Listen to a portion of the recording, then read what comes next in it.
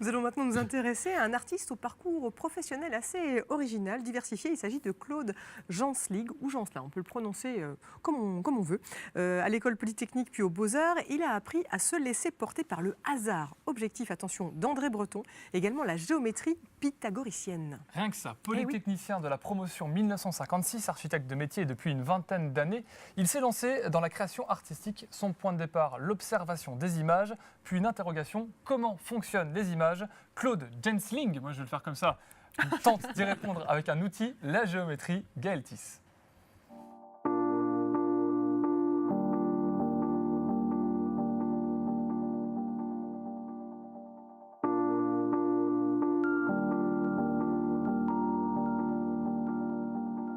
Il observe, décompose et recompose des toiles de maître ou des photographies. Claude Janslin interroge le hasard par le spectre de la géométrie. Il relie des points et retrouve la même forme dans un champ d'images infini. D'abord, c'est une forme archétypique en quelque sorte de géométrie qui complète le triangle 3-4-5 des constructeurs de cathédrales. Mais au lieu d'avoir un seul triangle, il y en a 4 qui sont associés. Et il se trouve qu'en plus, dans les hasards symboliques qui résultent de cette géométrie, quand cette forme monte vers le haut, c'est la création, et quand elle descend, c'est la destruction. J'ai observé ça quantité de fois. Exemple, ici sur Van Gogh, cette forme-là, elle est là, elle monte, il est normal, c'est son autoportrait. Ici, elle descend, et il vient de se couper l'oreille.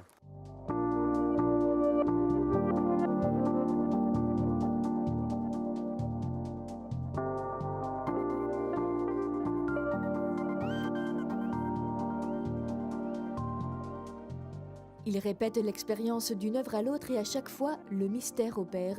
Cette forme, Claude Janslin l'a également retrouvée dans cette peinture représentant la main créatrice de Picasso. Et Max Jacob a dit à Picasso un jour, parce que Max Jacob s'intéressait aux lignes de la main, tout ce qui était un petit peu étrange, il lui a dit, tu as à cet endroit de ta main, et c'est pile où j'ai mis la figure Vulcain, hein, tu as le Y de la création. Oui, et ça fait un Y. Oui.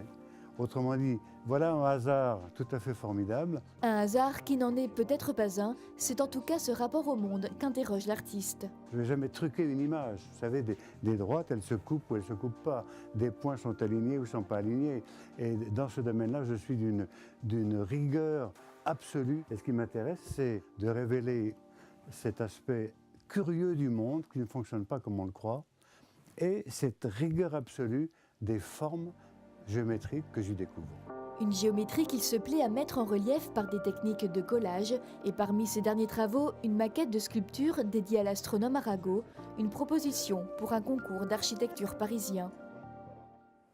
Et voilà pour tout savoir sur les œuvres de cet artiste incroyable et le découvrir. Rendez-vous sur son site internet qui va apparaître sur l'écran, ça sera un peu plus joli.